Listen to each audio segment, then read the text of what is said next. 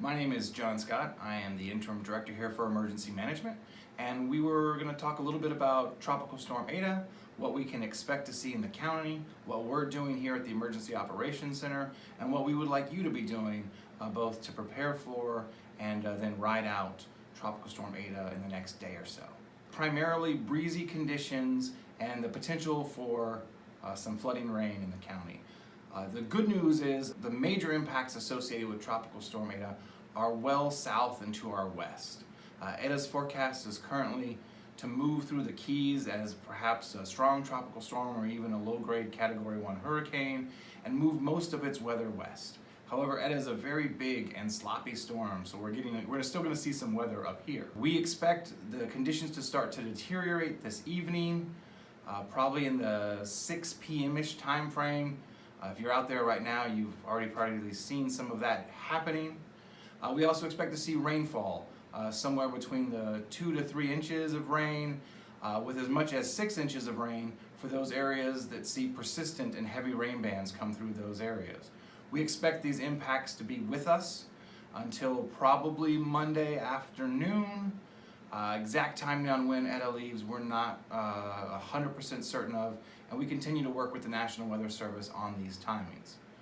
Additionally, we're watching for isolated tornadoes. That's always a threat when you're on the northeast side of any sort of tropical storm, and more so with Eta just because of its general disorganized nature.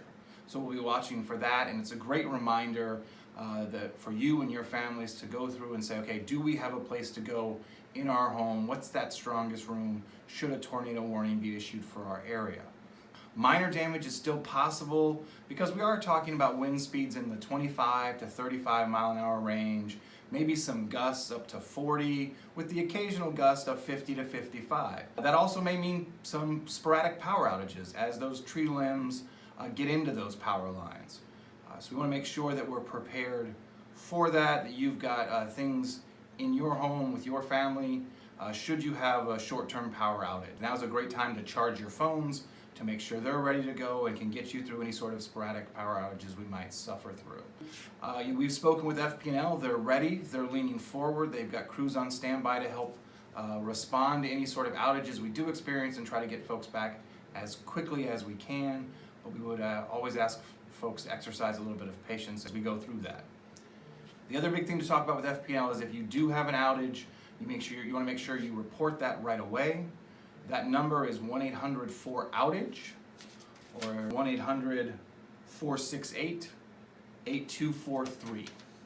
Again, that's 1-800-4-OUTAGE, or if maybe you have the FP&L app on your phone, you can also report it that way. What are we doing here at the EOC? Well, we have been in and monitoring this storm since early Wednesday, but really very proactive since Thursday and continuing through the weekend. We've worked with our partners to make sure that everyone is ready to go should we need to respond to any areas that see those heavy amounts of rain and maybe do experience some inland flooding, or if we have a tornado in our area, that everyone's ready to go and that we're able to respond to and begin to recover from those kinds of incidents as fast as possible.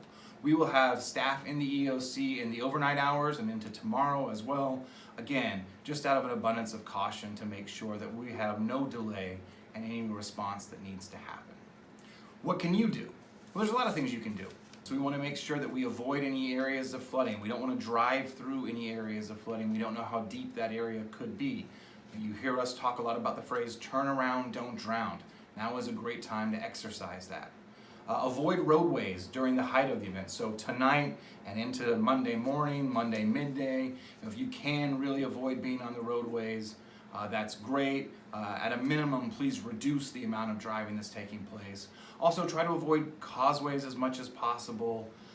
They're never ideal for higher windy conditions to be crossing back and forth. So we want to make sure we do those things. And in general, during the windier conditions and the nastier conditions, if you can shelter in place and stay indoors, that's really what we're talking about. Lastly, the big thing you can do is stay informed. Know where to get good information. Always look to our friends at the National Weather Service Melbourne.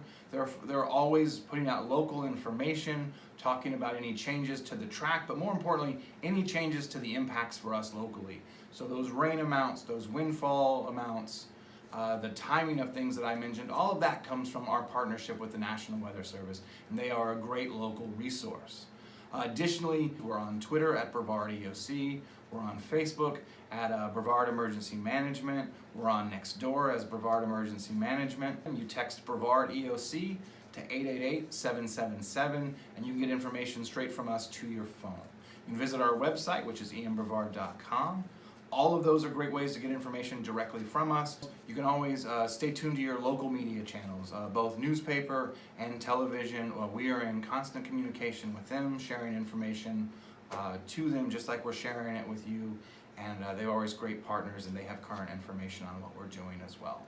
At the end of the day, our goal is to build a culture of preparedness in Brevard, and this is how we do it. Your friends here at the EOC are available anytime you need us. You can contact us directly, or you can always call 211 for any questions that you have or need assistance on. Thank you, and stay safe.